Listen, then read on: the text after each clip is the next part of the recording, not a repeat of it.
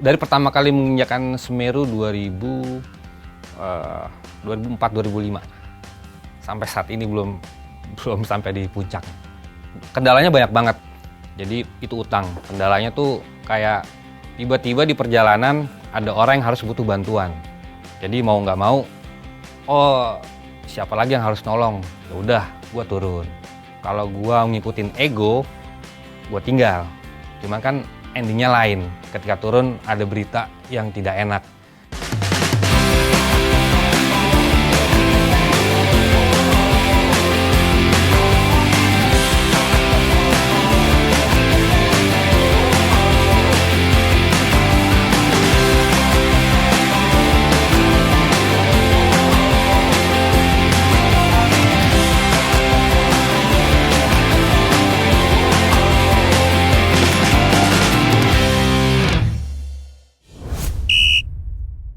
Jangan lupa untuk subscribe, like, komen, dan share. Terima kasih.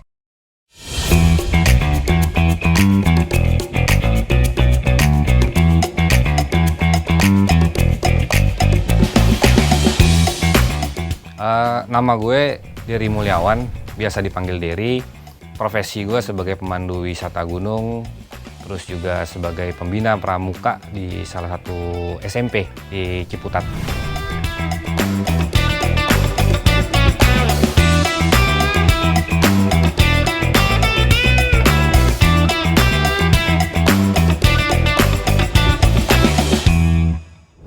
Awal mula menjadi pendaki dulu deh ya. Awal mulanya tuh SMA sering bolos sekolah, tapi bolosnya nggak jelas lah, nongkrong sama temen kemana, tercetuslah pada saat itu gimana coba naik gunung gitu, karena memang kecintaan buat berkemah tuh ada dari SD tuh, udah sering ikut kegiatan pramuka, kemah, masak, malah masa kecil itu kalau libur sekolah lebih sering di luar rumah, kayak misalnya di lapangan kita bikin bivak-bivakan, bikin gubuk-gubukan, udah tidur ya tuh malam, besok pagi baru pulang, terus balik lagi sore main bola, nanti malamnya nyari cari ke pasar bekas sisa-sisa singkong, ubi gitu ya kita bakar. Makanya dari situ ya jadi naik gunung tuh kayak gini. Lama kelamaan setelah berjalan waktu 2016 memutuskan buat gue coba bikin sebuah trip deh untuk range orang, untuk bawa orang naik gunung. Nah, dari situlah awalnya menjadi pemandu wisata gunung. Kalau pemandu wisata gunung syarat tertentunya, satu, kita harus menguasai medan, menguasai gunung, karakter gunungnya seperti apa, terus juga menguasai tamu yang kita bawa. Tamu-tamu yang kita bawa ini kan berbeda karakter. Ada yang bisa dikatakan fisiknya kuat tapi mentalnya nggak kuat. Ada yang mentalnya kuat, sebaliknya fisiknya nggak kuat. Ada yang punya kedua-duanya, ada yang nggak punya kedua-duanya. Jadi paling tidak harus menguasai beberapa item, salah satunya yaitu ya terus masuk knowledge naik gunung itu kayak gimana sih, mau ngapain sih naik gunung. Ya dari situlah mulai item itu, karena gue hobinya menulis, mencatat, jadi apa iya gue harus punya catatan. Jadi catat tuh itemnya, medannya seperti apa, gunung misalnya karakter gunung A seperti ini, berarti kita harus siap ketemu tamu menjelaskan semuanya. Jadi semuanya dari pos berangkat sampai pos 1 sampai shelter itu ada jaraknya. Jadi kita catat nih. Saat itu gue catat, dari pos 1 ke pos 2 sekian jam. Ini jalan gue normal. Kalau jalan gue nggak normal bawa tamu, mungkin bisa lebih ditambahin 1 jam, 2 jam gitu. Jadi terus salah satu juga ini basicnya harus tahu banget jenis-jenis tenda, jenis-jenis keril, cara memasak dan lain-lainnya. Basic itu harus kuasai banget. Untuk sertifikasi ada dari Asosiasi Pemandu Wisata Gunung Indonesia. Malah awalnya itu gue belum bersertifikasi, cuman karena cari informasi, ada dorongan dari teman-teman ikutlah sertifikasi yang diadakan oleh Asosiasi Pemandu Wisata Gunung. Yang pemandu wisata gunung 2016 berdirinya, gue ikut sertifikasi tahun 2018. Awalnya supaya dapat sertifikasi ya. Sertifikasi itu kita ikut terlebih dahulu, pertama ikut BIMTEK, bimbingan teknis. Bimbingan teknis itu mempelajari semua SKKNI kepemandu wisataan. Hanya dikhususkan nanti ke pemandu wisataan gunung. Jadi bagaimana kita menelpon klien, terus mengarrange klien, terus mengarrange makannya gimana, menu makannya apa, selain menu makan ada latihan fisiknya bagaimana. Jadi gue selalu membuat pola ketika ada tamu, jadi semuanya harus sudah terkonsep gitu. Jadi sertifikasinya lumayan, dibilang mudah, ya mudah, dibilang sulit. Ada beberapa sebagian orang yang lulus bersyarat, misalnya bersertifikasi bersyarat. Ada juga yang nggak lulus karena kayak dasar pemandu itu minimal tahu tiga simpul, 3 jenis simpul tuh, simpul pangkal, jangkar, lain-lainnya, barang-barang. Jadi nggak serta-merta kita bisa bawa orang nge-guiding, terus kita bisa arrange seenaknya. Semuanya ada aturannya sebenarnya. Awalnya juga gue nggak pernah tahu, sebatas kayak guide mungkin seperti inilah. Cuman lama kelamaan kok setelah dipelajari SKKN ini lumayan ribet ya. Lumayan ribet. Perbedaan pemandu sertifikat dan nggak bersertifikat sebenarnya perbedaannya sih, kalau di APGI kita sudah ikut sertifikasi, otomatis kita sudah terdaftar di BNSP, Badan Nasional Sertifikasi Profesi, yang mengeluarkan sertifikasi itu. Jadi secara tidak langsung terdaftarlah oleh negara.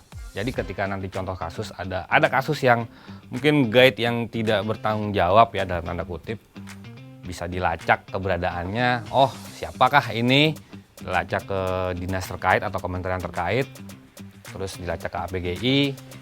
Mungkin ada yang bisa di band atau di apa ya. Langkah-langkah pertama ya sebelum berangkat itu biasanya kalau gua ke klien, orang-orang yang menggunakan jasa gua sebagai pemandu wisatanya, gua harus tahu riwayat orang ini seperti apa. Apakah punya penyakit, sakitnya apa, alergi kah, berat badan, tinggi badan, karena itu satu kesatuan yang harus gue miliki ya. Karena ketika nanti ada sesuatu, gue tahu bagaimana harus bertindak. Contoh misalnya gue pernah dapat klien itu orang yang sudah lumayan tua lah, 65 mendekati 70, ibu-ibu ya, bisa bilang nenek-nenek. Dia pengen, dari masa mudanya pengen banget, saya pengen banget nih naik gunung mas, gimana caranya? Ya tinggal naik bu, tinggal naik kalau naik gunung. Iya tapi saya nggak punya alat-alatnya gampang. Akhirnya itu 2014-2015 gue lupa, gunungnya Gunung Semeru jadi 3676 mdpl. Seperempat perjalanannya sudah mulai kita 3 langkah turun, dan gue akui ketika itu dia punya fisik yang pada saat itu ya, sebelum 2 bulan sebelum berangkat, dia punya fisik yang sangat-sangat harusnya tidak diizinkan. Gue tidak mengizinkan, tapi ketika mentalnya dia kuat, niatnya dia kuat, ya gue bantu dengan proses, ayo bu kita latihan fisik dulu deh, karena medannya seperti ini. Hal-hal itu yang proses itu ya, yang latihan fisik itu gue mewajibkan. Ketika istilahnya lu menggunakan jasa gue, lu harus latihan fisik sama gue.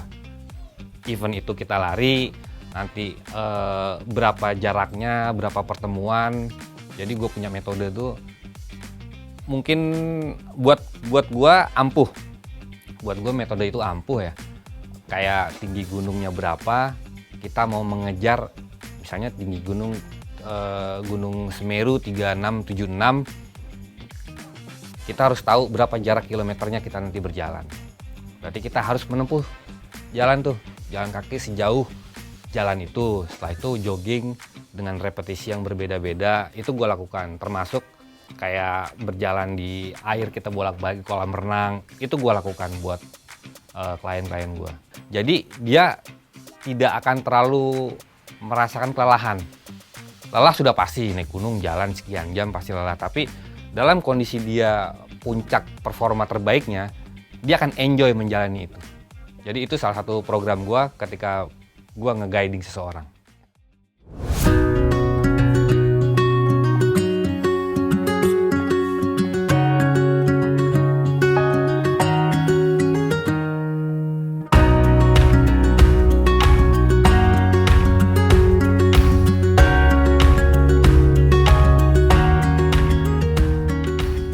Kalau terakhir mendaki itu gua Gunung Merbabu.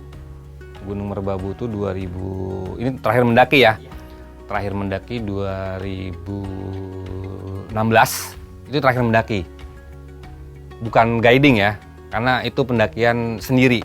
Cuma dengan beberapa orang. Terakhir itu Gunung Merbabu. Lumayan berkesan karena dari pos berapa lupa itu kita kena badai sampai akhirnya tidur di buka tenda di Punggungan.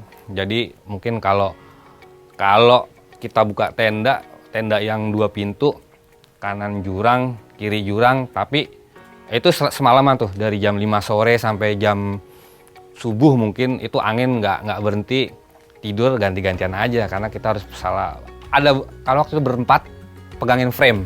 Jadi frame tenda itu ganti-gantian ketika udah waktunya gantian, gue yang tidur sekarang. Jadi bener-bener megangin frame, walaupun itu frame udah kita pasak, kita harus bener-bener megangin frame, karena kalau enggak ya, kalau ke bawah semua, selesainya ya ke kiri jurang, ke kanan jurang pada saat itu. Jadi lumayan berkesan itu sama teman-teman.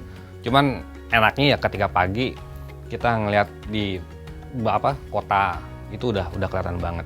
Itu terakhir mendaki. Kalau terakhir guiding 2000 sebelum pandemi, karena 2019 akhir itu banyak gunung yang sudah ditutup oleh Taman Nasional. Setelah itu ada pandemi, udah nggak ada guiding lagi. Sampai sekarang belum ada guiding lagi. Nanti akan guiding lagi bulan Agustus akan guiding lagi. Gunung yang berkesan itu sebenarnya sih sangat berkesan itu adalah Gunung Semeru ya, Puncak Mahameru. Karena dari awal gua melakukan pendakian gunung ataupun guiding, mungkin kalau dihitung 10-15 kali lah lebih, itu belum pernah sampai puncak. Sampai saat ini belum pernah sampai puncak. Jadi sangat berkesan dan sangat bikin penasaran. Terakhir naik ke sana itu gua nggak sampai puncak karena gua sendiri kena hipo. Itu namanya di jalur Cemoro Tunggal. Jadi gue kena hipo di atas sana, sudah di jalur pasir. Mungkin bisa dibilang kondisinya lagi lelah.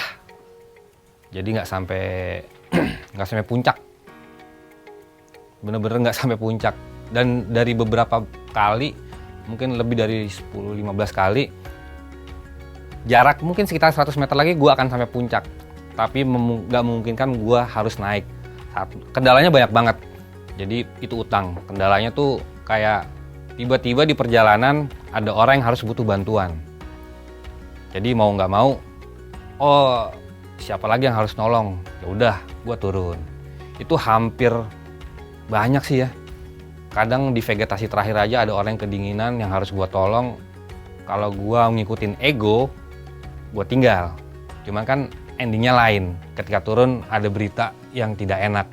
Jadi sampai saat ini Semeru lah menjadi gunung paling berkesan ya. Berkesan karena belum pernah sampai puncaknya dari dulu. Dari pertama kali menginjakan Semeru 2004-2005. Sampai saat ini belum sampai di puncaknya. Ya karena itu ya, karena dinamika perjalanannya ada yang kecelakaan, ada yang terkilir, mau nggak mau gue harus support. Mungkin kalau ada orang lain yang bisa support, ya akan gue tinggalkan. Tapi hati nurani gue selalu, wah ini nggak bisa tinggalin nih, harus gue support ini orang, harus gue tolong ini orang. Jadi ya itulah, turun mulu kebanyakan. Bukan terakhir ya, ada beberapa kali yang mungkin 150 meter lagi gue akan sampai. Itu puncak udah kelihatan Sampai sempat teman gue bilang, "Bang, itu kita dikit lagi sampai bang." Cuman dalam hati gue nggak bisa, ini orang harus gue tolongin ini. Jadi nggak bisa lah. Lu aja yang naik ke atas, gue bantu orang ini turun dulu. Kalau gue bisa sanggup ke atas lagi, gue akan balik lagi ke atas. Bisa dari trek, bisa dari vegetasinya.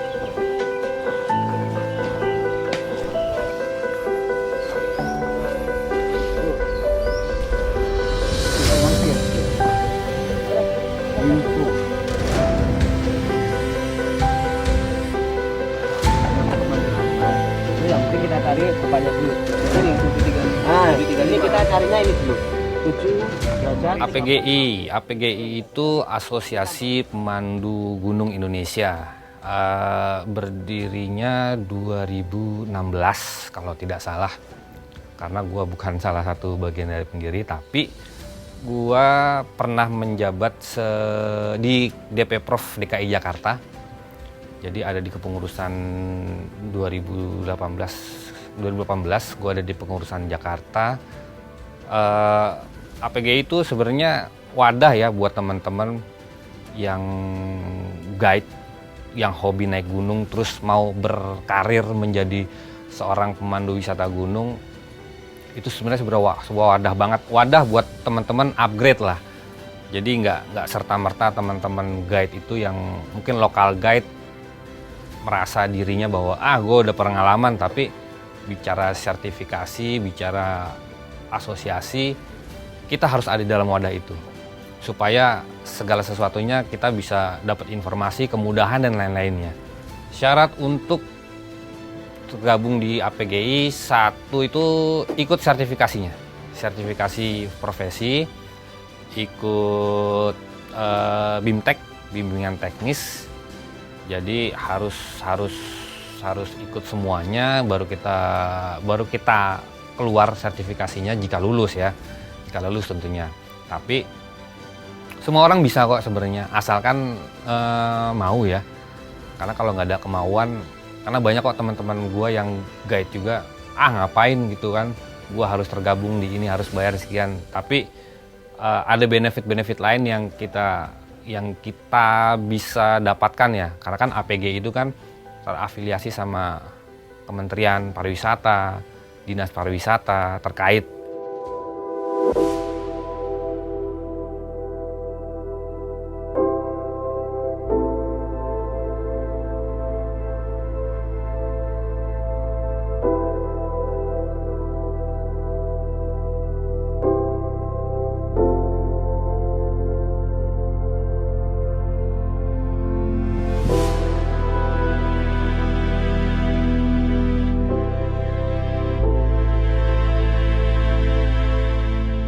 Momen berkesan itu 2018 karena gue juga seorang pembina pramuka. Itu gue bawa anak-anak SMP ke Gunung Gede sekitar 27 orang sampai ke puncak gunung. Itu anak-anak SMP kelas 2. Proses itu dalam proses untuk salah satu syarat menjadi Pramuka Garuda. Pramuka Garuda itu tingkatan tertinggi di pramuka. Jadi syaratnya harus melakukan pendakian oleh sekolah, oleh gugus depannya.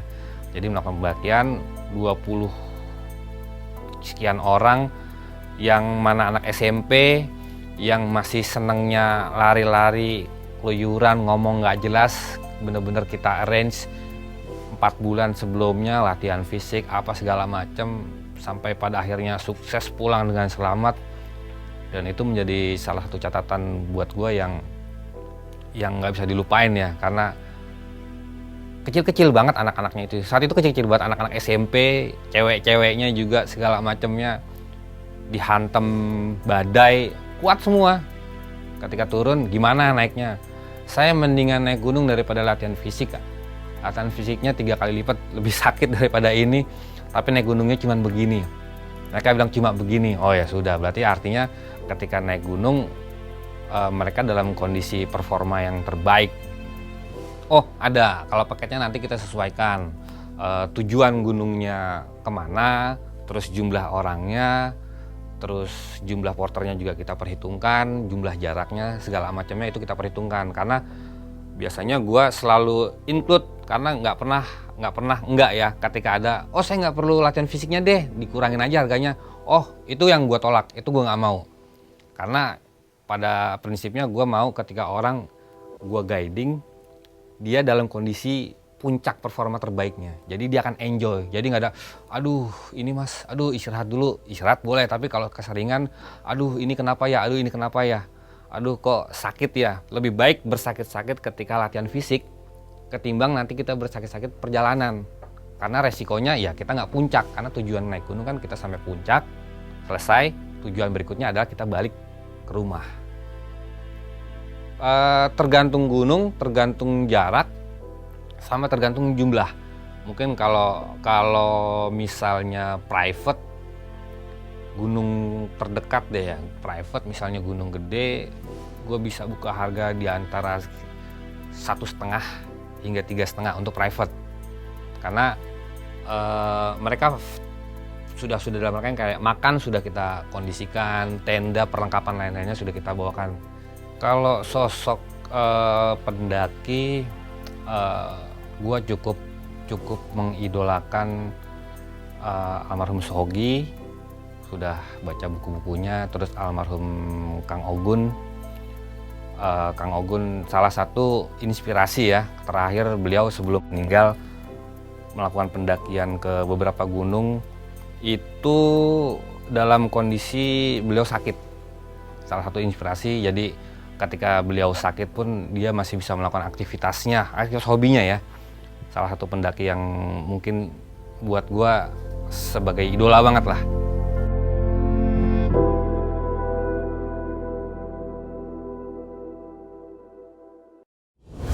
Kegiatan sehari-hari gue jadi barista sebenarnya di salah satu coffee shopnya Pramuka ya, di Jambore Kita Cafe di Ciputat. Sehari-harinya ada di sana, ya paling sesekali gue main bola, tarkam segala macem apalah. Itu aja sih, cuman di lingkup itu aja. Jakarta selain ibu kota, rumah ya. Buat gue rumah, karena gue lahir di daerah sini. Jadi di seberang tuh, di belakang gedung KPK itu tempat gue lahir tuh. Udah digusur sekarang.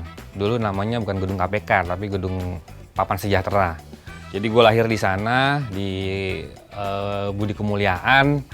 Ketika gue diundang ke tempat ini, gue pulang kampung nih. Karena tempat kelahiran gue nggak jauh di sana, nggak jauh, tinggal nyebrang. Jadi Jakarta tuh buat gue rumah ya, selain rumah buat siapapun lah. Karena walaupun dia seorang perantau, ketika mereka balik ke kampungnya otomatis akan kembali ke Jakarta lagi. Ya rumahnya, rumah tinggal, rumah dia bersosialisasi, semuanya ada di sini. Jakarta tuh kan Indonesia versi mininya, semuanya ada di sini. Gue Dery Mulyawan, pemandu wisata gunung. Ini cerita gue.